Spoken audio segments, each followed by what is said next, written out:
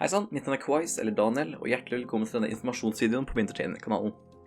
Som dere leste i titelen, så er dette en informasjonsvideo hvor man kan bli moderator på YouTube-kanalen, Twitch-kanalen og på Discord-serveren. Og grunnen til at det er jeg som lager videoen her, er fordi at jeg har ansvar for moderatorer, jeg har ansvar for serveren, så derfor tok jeg på meg ansvaret å lage en informasjonsvideo hvor du blir moderator. For å kunne søke så må man gå innenfor noen av disse kravene her. Den ene er å være 16 år eller eldre, og så har man for eksempel å ha god forståelse innenfor norsk og engelsk. Man må kunne reglene og commands på server, streams og alt det der. Og sist men ikke minst så må man abonnere på YouTube-kanalen, følge på Twitch-kanalen og ha på notifications på begge to. For å søke så må man fylle ut en søknad som finner ned i beskrivelsen, og jeg kan også få den opp nå på skjermen hvordan jeg gjør det.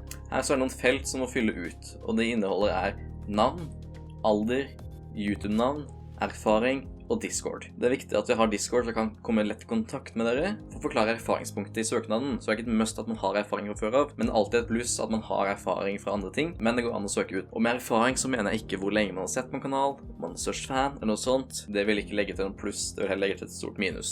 Etter at søknaden er utfylt, så sender man til quais@managing@gmail.com. Når den er sendt inn til mailen, så kommer jeg og Nico til å se over søknaden og se om vi vil ta den videre til et intervju. Alle vil få svar om det er satt opp til intervju eller ikke. I dette intervjuet så kommer vi bare til å spørre noen generelle spørsmål om moderatorjobben. Etter at vi har hatt intervjuet, så kommer vi til å ha en samtale alene, der jeg og Nico vil gå gjennom samtalen som vi nettopp har hatt, og se om vi vil gi jobben eller ikke. Hvis man blir moderator, så er det et par ting man må vite. Hvis du bytter navn på den plattformen du er moderator på, så må du huske å si fra til oss, så vi vet hvem som er hvem. Vi har tidligere opplevd at moderatorer bytter navn på en plattform, og vi har helt glemt hvem som er hvem, og om den var moderator i utgangspunktet. Og hvis den ikke møter opp over en lengre tid, så vil du da miste ranken som moderator.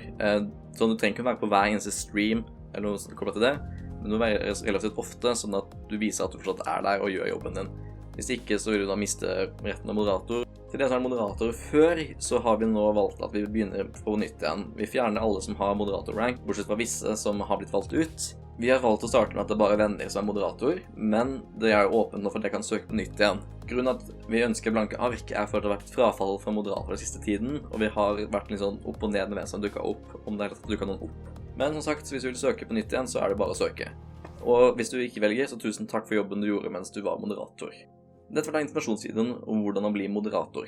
Håper dere søker, og så må dere legge en like på videoen, abonnere gjerne sjekke min kanal, link i beskrivelsen. Så snakkes vi med en senere anledning. Mitt navn Quais eller Daniel. Takk for meg.